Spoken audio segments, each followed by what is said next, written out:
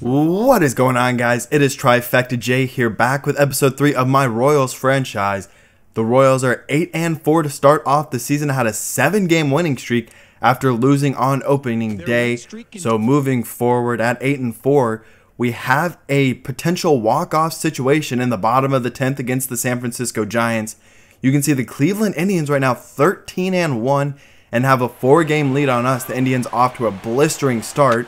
Now here's Lorenzo Cain. He hits that one hard to left field, but the left fielder will get there in time for the out, as Mondesi will retreat back to first base. Now Hosmer up, Mondesi will take off, and he's in time. A poor throw and a poor job of fielding it by Brandon Crawford. So now a man in scoring position for Hosmer, who pops it straight up to Buster Posey. He is under it and has it for the second out of the inning. Now Alex Gordon, a wild pitch, and it gets past Posey. He throws and he's not in time as Mondesi will move up to third base. A crazy attempt by Buster Posey. Never seen a catcher throw the ball like that before. And Gordon goes down looking, a curveball right on the edge of the zone. And so we will go to the 11th. Matt Strom is in the game. Has now runners on first and second for him. He K's the second guy and gets a pop out for the final out of the inning. Now into the bottom of the 11th. 1 out. Now it's Billy Burns gets a single. 2 outs now. Whit Merrifield gets a single. And it is Alcides Escobar getting in the final RBI. So now another critical situation in the bottom of the 9th. Kelvin Herrera on to close out the game. And let me know down in the comments, do you like more of this approach where we go through a few different games in an episode, or like I did in the first game where it was just a single game and we just focus on that one and then do a short recap before the game of how we're leading up into that one. And now it's a hit down the left field line against the shift, as Alex Gordon's going to have to go all the way to the wall, and Joey Gallo will get in with a 1-out double. So a man in scoring position, the tying man on second, and Herrera gets the strikeout for the second out of the inning on Mike Napoli. The final out is coming up. It's a 2-2 count for Sin-Soo Choo, and the two-seamer gets him swinging, and that will do it. Your Kansas City Royals are victorious. Kelvin Herrera is clutch and one of the better relievers in the majors. Salvador Perez was the MVP of that game, had 3 RBIs and 1 homer. Now we'll go ahead and go up to a new series against the Chicago White Sox.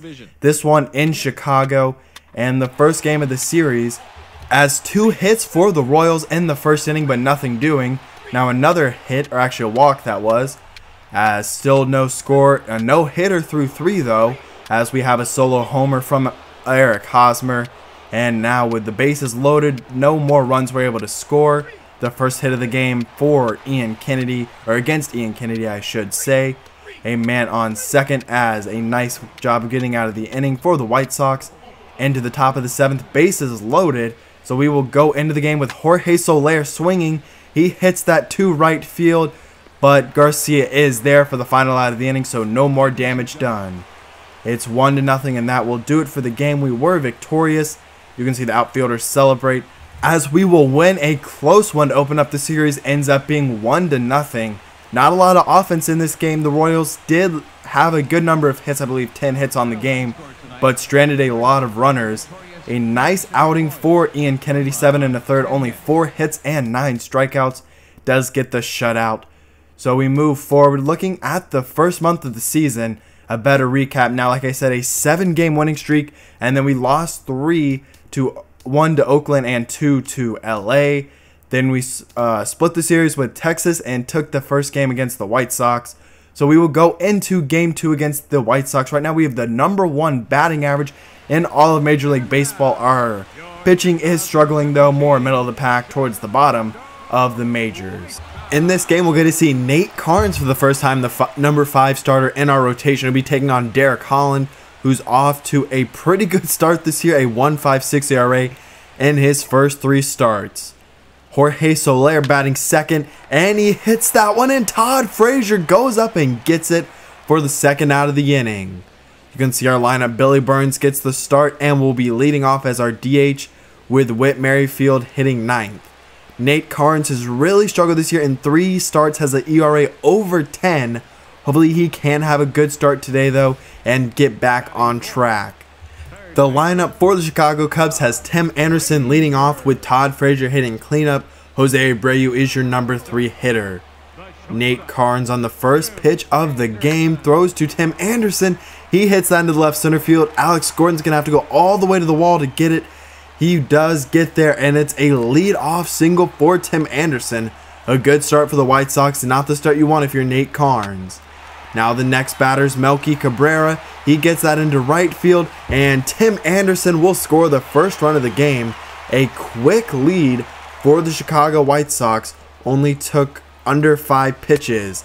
Now it's Abreu up, and he goes down swinging on the knuckle curve. Hopefully Carnes can get this back under control. The pitch goes, and Perez throws to third instead of getting the man at second. So now it's Salandino up, and that ball gets into center field as Mondes, he couldn't get there. The throw from Kane is not even close to in time and not on line. So it's 2-0, an 0-2 count, and it's popped up. Moustakas will try and get there and does get there in time for the final out of the inning. So Nate Carnes gets out of the inning but does give up 2 runs. Here's Eric Hosmer, and he hits that past Abreu at first base for a leadoff single. Salvador Perez is up next, trying to get the offense going. He hits it into center field as it will get down.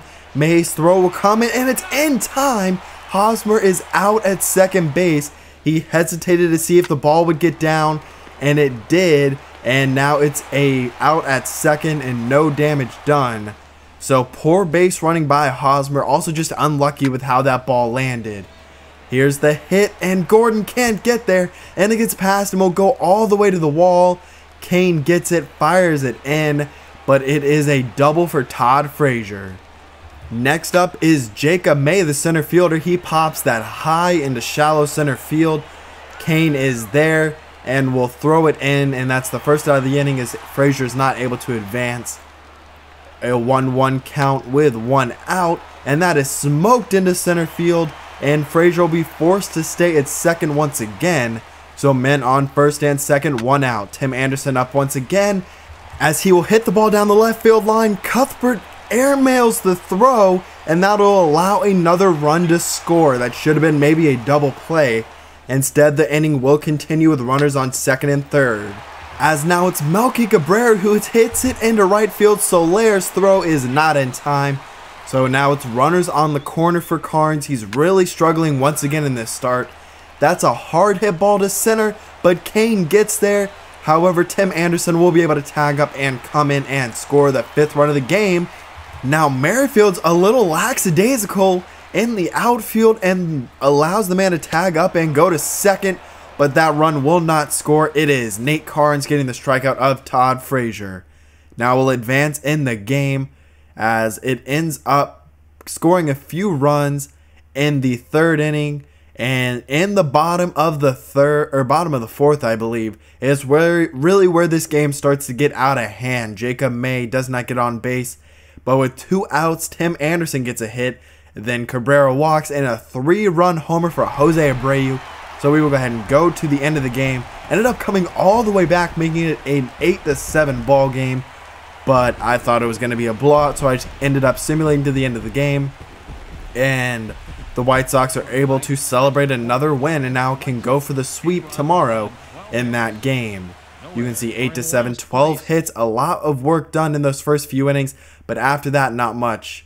So now we go to the bottom of the 9th at home against the Minnesota Twins as Lorenzo Cain will take a walk, and we now have men on first and second with some speed on the base paths.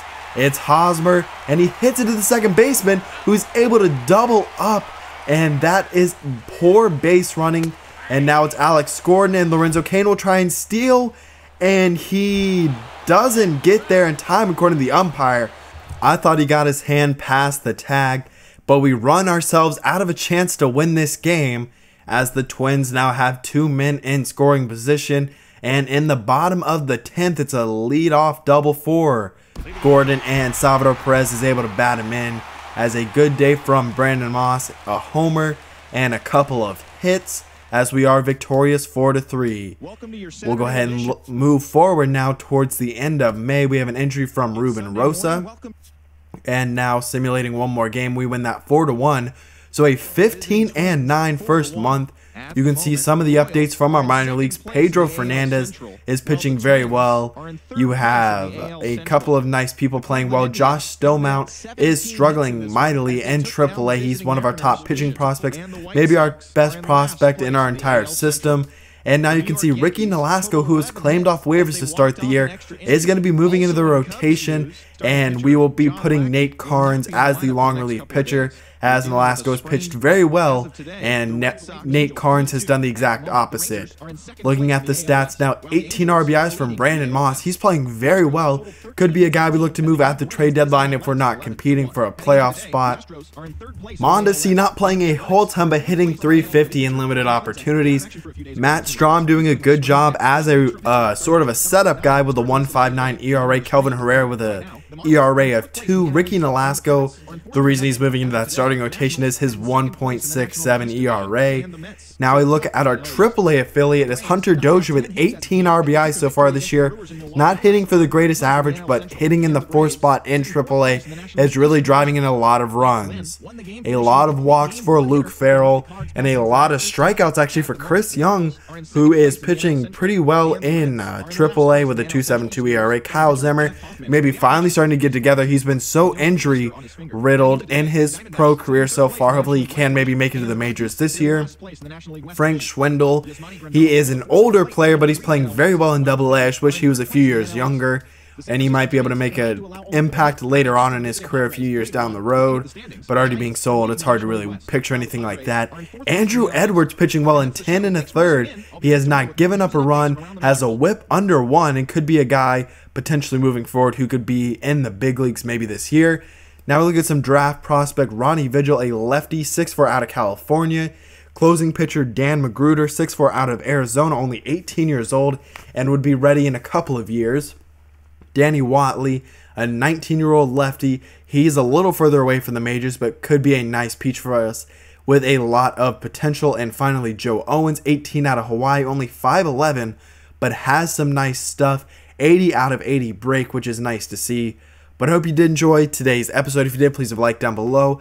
Let me know if you enjoy more of this style where we go through a bunch of games in a single episode, or like I said earlier, if we just focus on a single one like we did on opening day. Let me know your opinion on that down below. I will see you for episode 4 in a couple of days, 'cause I'm out.